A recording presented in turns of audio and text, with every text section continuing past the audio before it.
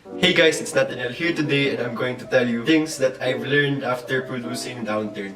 If you didn't know, Downturn was the very first official short film I made with a team, and it's where I started to be interested in filmmaking and stuff like that. If you haven't watched it, there's an info card up there that directs you to the live stream that Downturn was part of. And here is the time where Downturn is showing. Okay, so number one is to pick essential gear only. During the first day of shoot, I took everything I had. I took a gimbal, I took a tripod, I took the camera, I took every lens I had. And the only thing I used was the camera, one lens, and a tripod. So if you're going to plan out, included in your plan should be what gear do you really need to use. Number two is to be patient with your team. The very big mistake, the biggest mistake that I made during the production of Downturn, most especially during the times where we missed a time slot or when someone's late, was to get mad. So my point here is that if something goes wrong during your shoot or if someone's late, stuff like that, don't put the blame on them and stuff like that. So number three is the most useful one that I have here, is to find writers for you. While we were writing the script of Downturn, we were only three.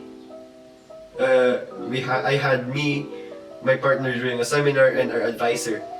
And I thought the script would be okay if it was only us three, until I reached out to some people and said, hey, we're writing this script for a short film, could you help us and stuff like that. So of course they said yes, and then later they were also there during our shoots and doubled as actors and actresses, which was really helpful for us in the production. Number four might sound weird, but it works. Improvised is better than scripted. During the first draft of the screenplay, every move was scripted. Grabbing a towel, brushing teeth, stuff like that. But while we were shooting, we were like, let's not read the script. What do you do during the morning? And that's what we did. We filmed what the actor did during the morning. And another interesting thing here is that I found out just recently that Thor Ragnarok, one of the best Marvel movies, was improvised. Wow. Number five might sound like it's not healthy for your film, but it is to find time to relax. Like you and your whole team, not only a selected group of people, you and the whole team. So what we did was, during our shoots, we only had 1 or 3 hours during the actual production. The rest of it we'd go eat, stuff like that, just to know each other and be comfortable. Now here are things I wish I did during our production. Number one is to bring lights. That's why every shot looks too bright or looks too dark, is because all of our shots were filmed using natural light.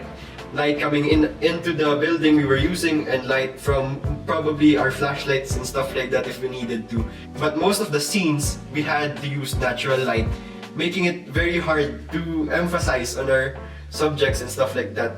Another one that's very obvious through the whole duration of the film is that it did not have great audio. All of our audio was shot in the camera, and we had no other options because we did not know where to rent microphones and stuff like that. Another most important one, and you'll laugh at this, but bring more than 2 SD cards.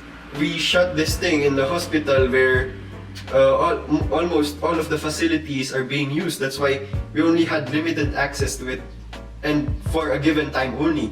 And when I was already there, I checked my camera, there was no SD card. So luckily one of our teammates had a spare SD card.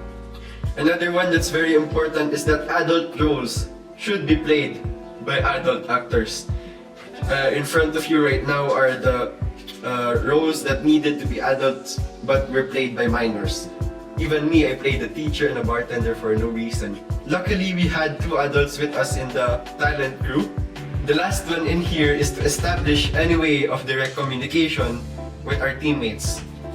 This is something that I did not do that possibly put our team to danger. Why this is important is that one way that something wrong might have happened is that if in one day we needed this person and that person didn't show up, how could we call them to make sure that they were not in an accident on their way to the set and stuff like that. And another one is that we had emergency lines saved in all of our phones just in case something wrong happens during our shoots. Although all of the shoots had safe passages, they were all passed through the highway, they were all near the road, all of the buildings we used. Having no form of direct communication with the team was one of the most dangerous things that I did during the shoot. That's it for today's video, guys. If you haven't checked out Downturn yet, the info card is up there, or it's over here, the live stream that contained it. Yeah, please subscribe, and here's a video that YouTube thinks you like. Goodbye.